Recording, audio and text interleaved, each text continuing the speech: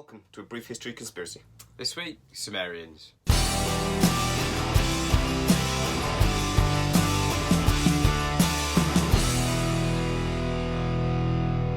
So yeah, please like and subscribe to the series, it really does help us. Right, so we are looking at around 5000 BC when the first sort of proper city appeared, or Uruk, in the Sumerians, what we now know as Iraq region. Yeah, well, I think they call it Mesopotamia. Mesopotamia region, yeah. Between the Tigris and the Euphrates rivers. Exactly. In modern day Iraq. So you had all these sort of city-states in the region. So this is sort of the Babylonians, the Akkadians, and the Sumerians. But these guys invented a lot of stuff. Or claimed to be the inventors, because we know of no one earlier that had these things. The mainstream history says that these guys invented a lot. So we got the wheel, the chariot, the sailboat, the plough and ox, time. They invented time. So before that, everyone was late. That we know. Yeah, no, everyone was just late before these guys. They just turned up to everything 20 minutes late. That's like right. my wife. That's quite a peaceful existence, isn't it? Nothing to worry, stress about time. Oh man, that'd be great. And I occasionally, my watch has died. I'm not charging it. Screw it. Leaving it dead. They invented maps, math. The first city was Uruk, and then the next thing they had a city empire. They had the first writing, the cuneiform. They had the first agriculture, apparently, and they had the first legal system. They also, God bless them, they invented beer. But it was like this thick crap that you had to basically sieve before you could drink it.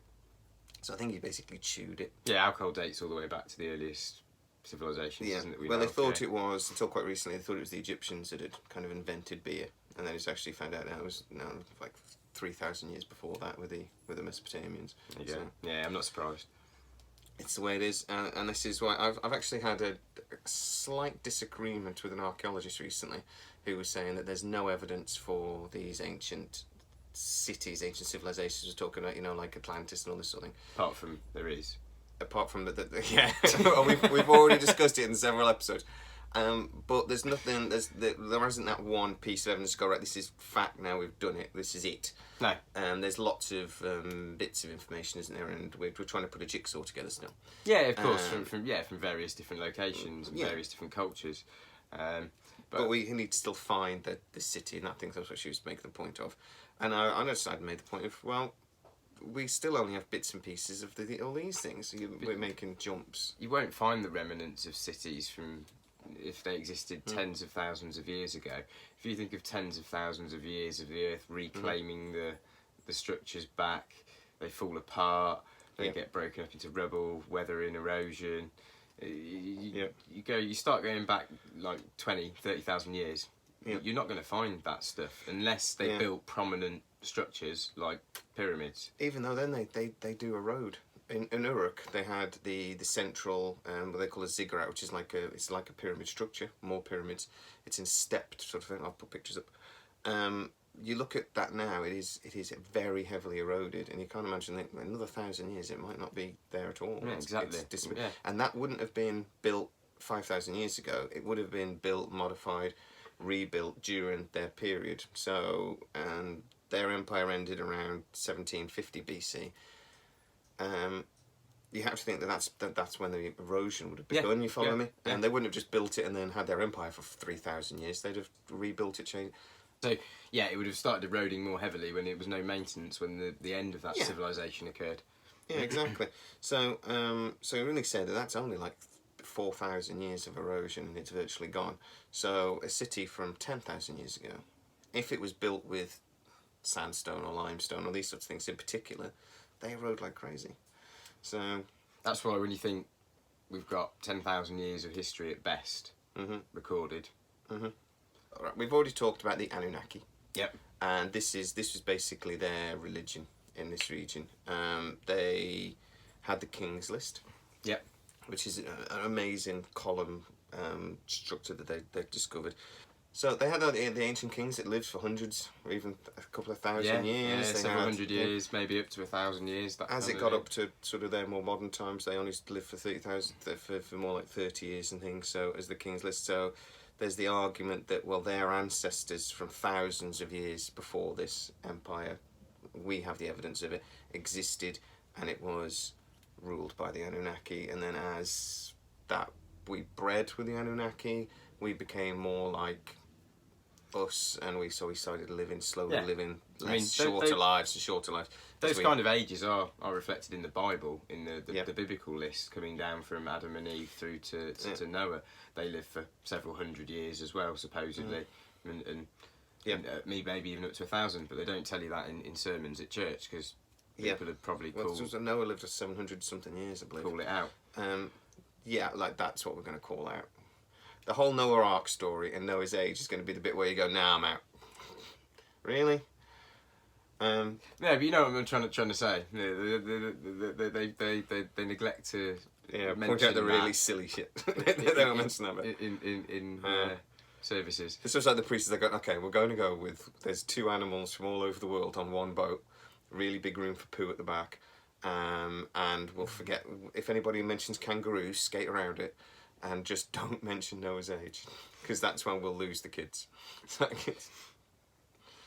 I can't believe it. The only reason religion still exists today is because basically human beings are programmed to believe people in authority, and when we're young, and because it's a system of like we have to absorb a lot of information really quickly when we're kids, we die. So we just have to trust. We can't question everything. We haven't got time. We just have to absorb and learn. And that's it. Literally, I believe the only reason religion still exists is because we would tell kids it when they're young, and then they believe it the rest of their life. They don't question. It's indoctrination. Yeah, I did a video on that yesterday. That's gone off topic a little bit. Oh no, I was going to say blind belief with no evidence. The religion of the Anunnaki, though, is when you start breaking down the story. I genuinely believe we actually have probably one religion on this planet.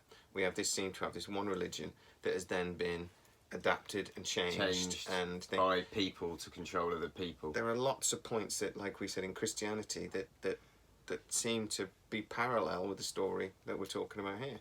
Temple in Luxor in Egypt, where it depicts the entire storyline of Jesus, where he was the time of year he was born, and he died on the cross, resurrected 3 days later, and many other similarities with like the 12 disciples. It's also just anthropomorphizing astrology almost. So the Son of God and his 12 disciples, well, that's just the sun and the 12 signs of the zodiac. Exactly. Yeah. It's just that they're making. And we know ancient civilizations looked at the stars, looked up at the stars. They were keen astrologists at the very least, if not astronomers in some cases. Yeah, most definitely. Yeah. And we know that from lots of examples of ancient sites being aimed up to these things like Adam's calendar, Stonehenge, the pyramids of Giza. It goes on and on and on. There's a site in Romania that has these holes drilled through the stones, and they literally line up to the stars. Stonehenge, isn't it? Yeah. It's just we just every so often we find another one of these sites, and they're all lined up to the stars. So I can understand that though. No light pollution, and I'm an ancient man. You don't really know. You're going to look up the stars, and you're going to be in wonder. Of course you are. Seeing the entire Milky Way across the sky most nights. I honestly think there's one religion. Basically, I think it's been changed and morphed and adapted and fit into the culture of the time, but there's basically been one religion. Yeah, I think you could argue that without a doubt. And it started off as polytheistic, and then the Abrahamic faiths took it down a monotheistic path. Yeah, but it's been adapted for Christianity took a religion, and we needed a political. There's a political reasons for lots of the decisions that were then made. In the 6th century with Emperor Octavius. It's just all about people's belief in prophets, isn't it? Generally, with the Abrahamic faith, that's the only difference. Yeah. Christians we love believe Jesus was the Son of God. Jews believe he was a prophet, but not the Son of God. Even in Islam, Jesus and Muslims believe Jesus was a prophet, but not the Son of God. But obviously, they're just because they're more into Muhammad. Fit their system. Their ideals at the time. Fit their civilization at that time. Yeah, fit what they want. So so it branched off. But it is just amazing to think that there might be one story that we've actually just sort of like fanned through history. In that case, we're all connected far more than we realise, maybe. Yeah. But Yeah, definitely. I mean, even further, the Sunni and the Shiite Muslims believe, in one slight difference, that there is a direct bloodline back to Muhammad, and the other one doesn't. And then we all know what happened there. And then you think about Christianity and the Da Vinci Code and Mary Magdalene, and although that's a work of fiction, there's some inspired from perhaps. I think that was true so events. popular though because it's made sense. Yeah. It was a piece of history that made sense. It doesn't make sense that we're going way off topic here, but it doesn't make sense that Jesus lived to. I mean, there's nothing in the Bible about him 30, which is one of the reasons why I really love to raid the Vatican. Don't know about raiding Area 51. Go for it. I want to go smash through the gates of the Vatican. Yeah, and the Vatican Vault. Yeah, there must There be some will gems in be there. records. Or something, or at some point Jesus would have told, somebody would have gone, so what did you do before last week when you turned up at the gates here? Somebody will have, something would have been written down about Jesus' life until he turned 30. Yeah. I want to know what that is. And it Yeah, will definitely. be that he was married.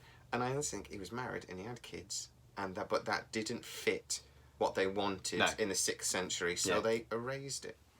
Yeah, I also think that the Vatican coming out and announcing that the science is now sort of almost coming to prove that there probably is other life on other planets just due to the sheer numbers. They're getting ready, aren't they? They're hedging their They are bets, getting aren't ready. they? This doesn't mean that Just there's because they're aliens doesn't mean that there's no God. Yeah. We're just let's just get ready for that one. So I think the I still want a Vatican job Vault- when the aliens land. The Vatican Vault's probably got some stuff in there telling them about some interactions in the past, perhaps.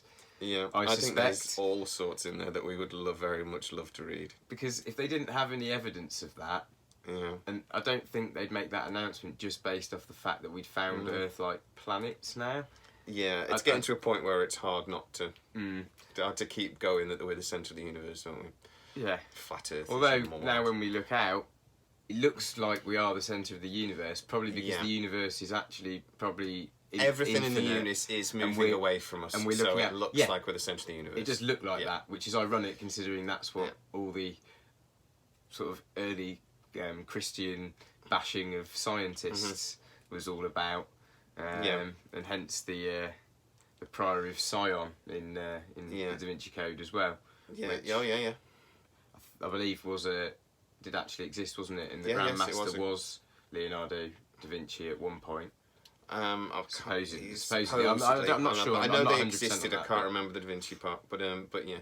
So I just like that. It's a good. I do love that's a bit of a circle, isn't it? That actually we've gone from believing we were the centre of the universe to believing we're not the centre of the universe, and technically we're not because it's infinite and all of that. To realising, and then to going back there, actually, when we observe the universe, from it looks our like point we're of the view, centre of the universe again. From our perspective, we actually are. Yeah. So I also love as well that they've recently discovered that there's actually a load of the universe we can't see because it's travelling at faster than the speed of light. Because of the way it's being basically pushed by the expansion of the universe. Or relatively, it's not really travelling the speed of light, but from our point of view it is. Yeah, from our frame of reference. Because of the expansion of the universe. But that's a different episode and that's complicated. And I have to admit, halfway through that video I'm sort of going, what?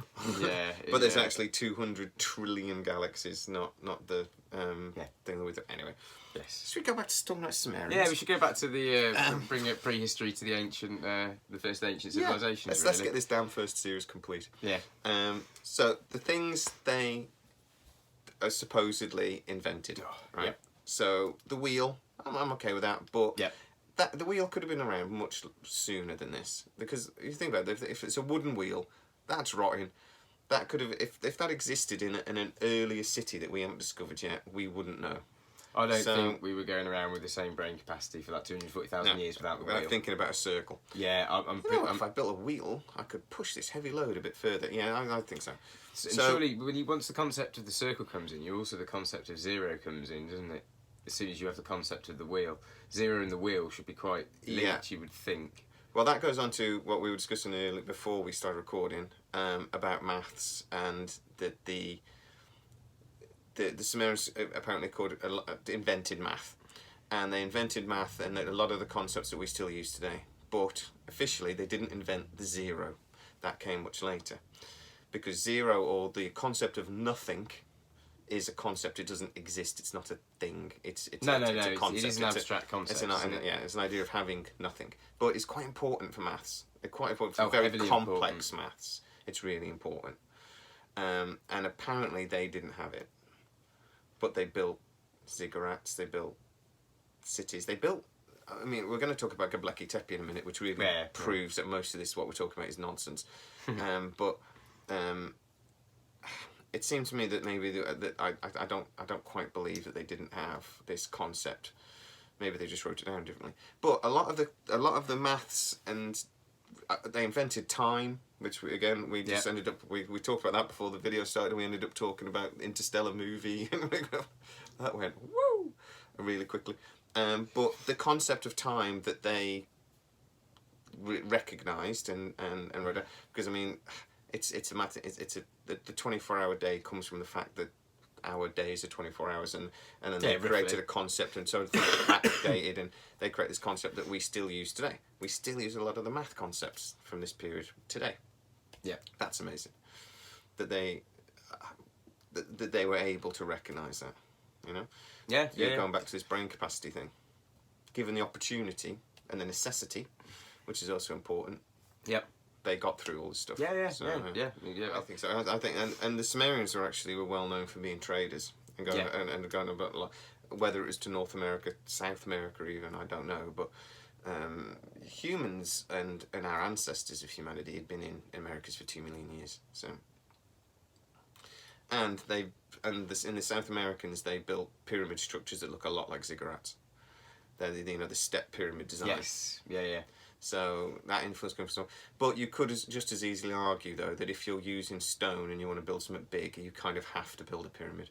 Yeah, pyramidal structure is the easiest way. It's the only way. You have to build it structurally, isn't it? As it gets heavy, you can't go up with stone like that. It's too heavy; it'd collapse. Yeah. You kind of have to get smaller as you go up, or it just doesn't work. Yeah, it has to taper. So, and the pyramid's, I suppose, the perfect geometrical tapering shape, which also would imply, though, that they understood geometry on quite a high level, which means they understood engineering. They understood that they couldn't build it another way. They understood the engineering of the need and the weight and all this sort of thing, and how it needed to change. And when you look at all of the mathematical concepts that come up in some of these ancient archaeological, ancient structures, it's phenomenal. Pi, Fibonacci sequence, various other sequences. They were fully aware. Even I believe some even have like like fractal sort of stuff, like high level geometry stuff. Yeah, well, we're going to really complicate maths that I don't understand. Yeah, so, and these guys understood all of this kind of stuff because they showcase it in the buildings that they've constructed. Yeah. I just therefore think we must have lost knowledge from some of these. Most definitely. Cultures. So, yeah. The fact that the oldest one's only about 5,000 BC for the oldest writing, what's that, 7,000 years ago? But again, so wheel, big question mark. Yeah. We'll go through the list again. Wheel, big question mark. Chariots. If you got a question mark, if you got a wheel, you got chariots. So or carts or whatever. Oxes sail. Yeah. For all of our history, haven't they? So yeah. Sailboats is apparently, again, they're wooden. If they existed earlier, we might not see them.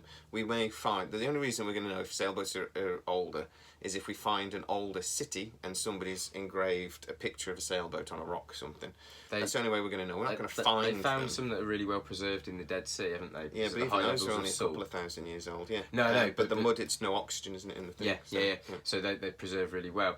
But then I suppose we could find something. How long ago was it that the Straits of Gibraltar opened and the Mediterranean flooded? Because that's as far as the. I learned this when we were doing Younger Dryas. I think the Med was pretty much always the way even during the Ice Age but it was more like a lake until about 10,000 years ago, and then it raised slightly and became a sea. But then it flooded into the Black Sea. The Black Sea was pretty much just a pond, and then became a sea when the sea levels raised slightly. But the Med is kind of a bit protected. It's like a natural port. The Sumerians apparently invented the plough, which is then connected to inventing agriculture. Yeah, we're going to discuss that in a sec.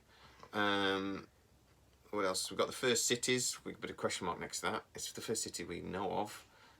Even the mainstream, they argue about that, and there's the definition of what a city is. Yeah, and Göbekli Tepe's broke that now anyway, being buried 11,600 years ago. So let's talk about Göbekli Tepe.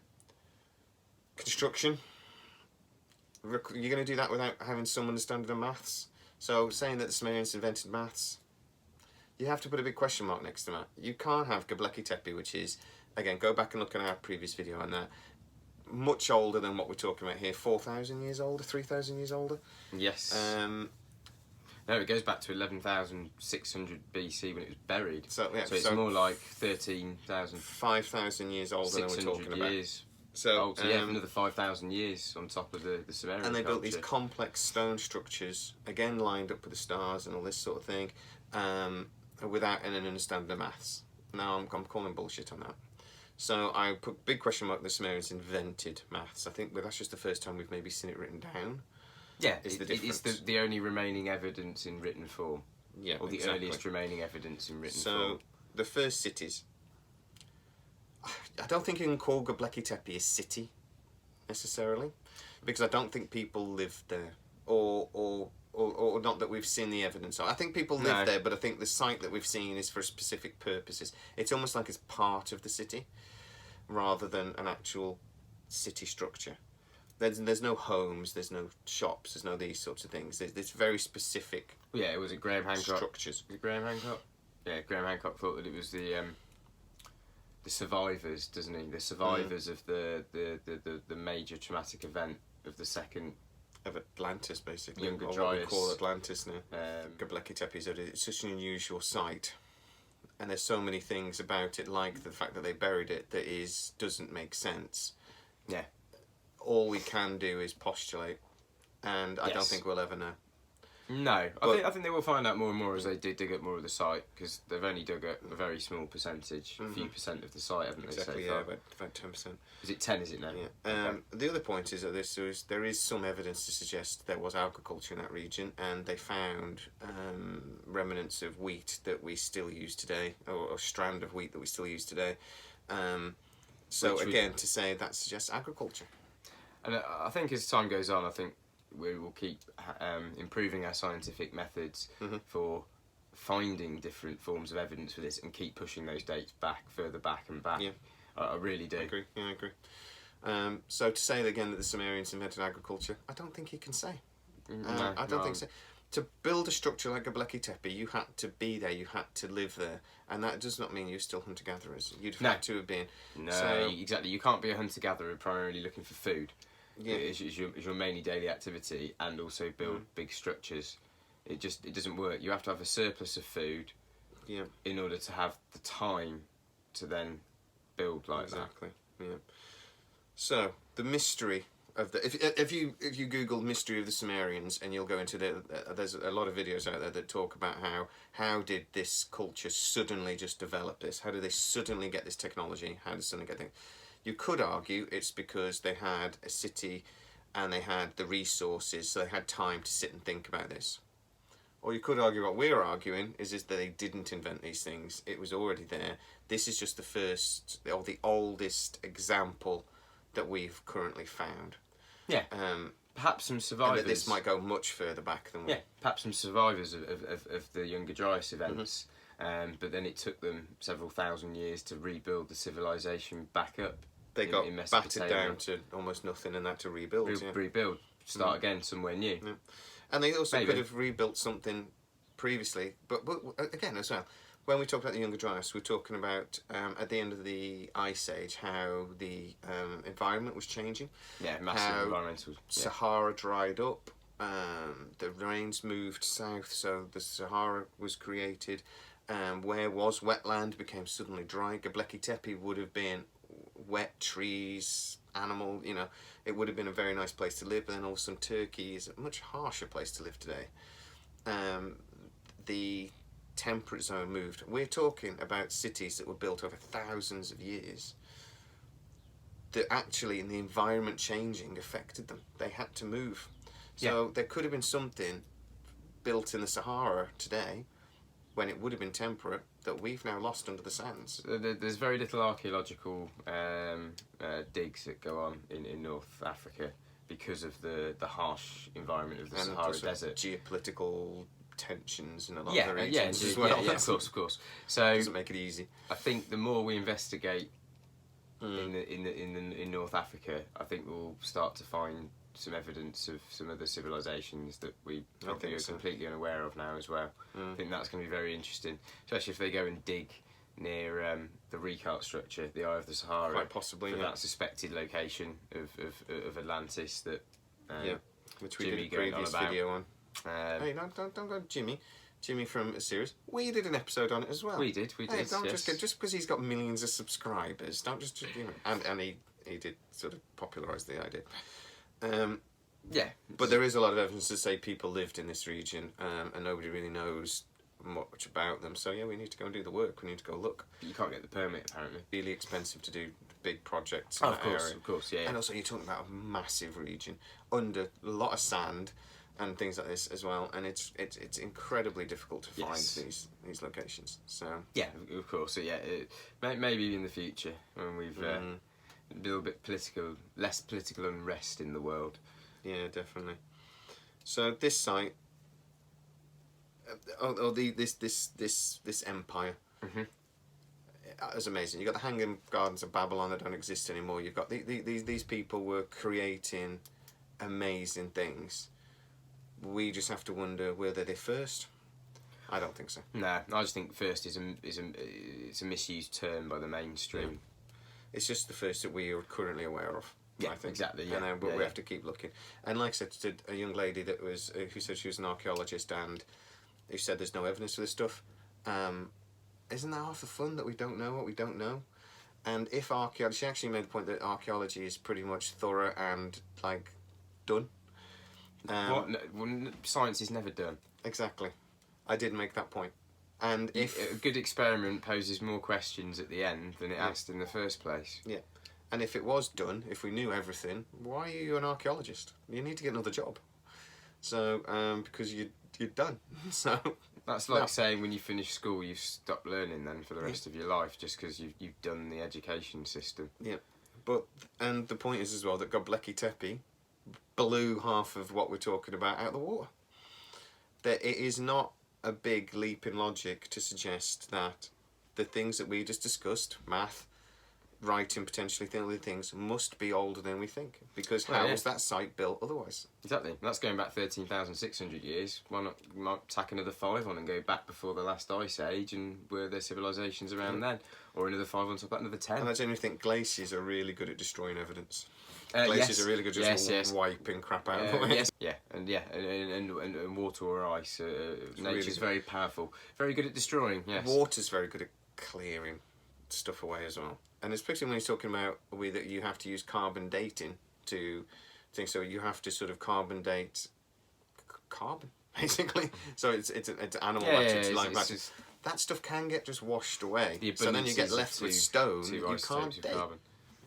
So yeah, that's our prehistory, really series, sort of complete. We have discussed Atlantis. We think it probably did exist. I personally think I don't doubt it was called Atlantis. I think that's Plato sort of got a few different stories together, and we've created this a myth around a real thing. Like as most myths have a core of truth, don't they? They do. And we're finding that out more and more, aren't we, as we find more and more of the cities, biblical cities, for example, or cities in other religious texts. We're finding Troy, Sodom and Gomorrah. We find out these things. And at quite modern times as well. So, I mean, like archaeologists now go back, oh yeah, but we know Troy's real. But you didn't for a long time. It's quite recent, in the last 100 years or so. Yeah, exactly. That we've suddenly started to realise a lot of these things were myths. So, to say that Atlantis isn't real, I don't think you can. No.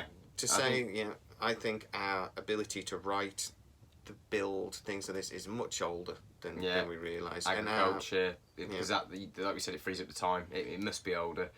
Exactly. You don't free up the time for these other activities. And if you think also, that's another good point that we didn't mention. All of there's cave paintings that date back a ridiculous amount of time that we know are much older. Tens of thousands of years. So I think there's cave paintings that go back 30, 40,000 years. Yeah. Right. And if you think about it, that's paint as well, so that would disappear over time. It does fade, it does things. So we're going to use certain technologies to try and bring that back. Yeah, sort or of they're thing. in sheltered caves where they've yeah. not really been subjected to the Quite arid land. yeah, and arid things. land, the moisture, so that they've stayed there for, they think, 30, 40,000 years. Yeah. But that's implying that we had agriculture back then to have the free time to develop 'cause we were paints, to drawing- start painting. Well, we were drawing oxes and things as well, which Yeah, suggests that we were using animals, and what do you use animal for unless it's for agriculture? So, Well, for eating and for agriculture, yeah. But yeah, pulling a but plough. I just think you tend to get painting and sculptures and building and architecture. It's all a product of civilized society.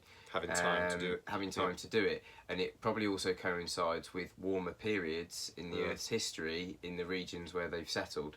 Because when you're trying to survive the cold, again, you're just trying to survive. Yeah. You don't have the Time, resource to do. It's all about resources, isn't it? Like you say, yeah, it's all about resources. Like you see a massive spike in global average temperatures during the Renaissance, for example. Yeah. There was a cold dip during the Dark Ages.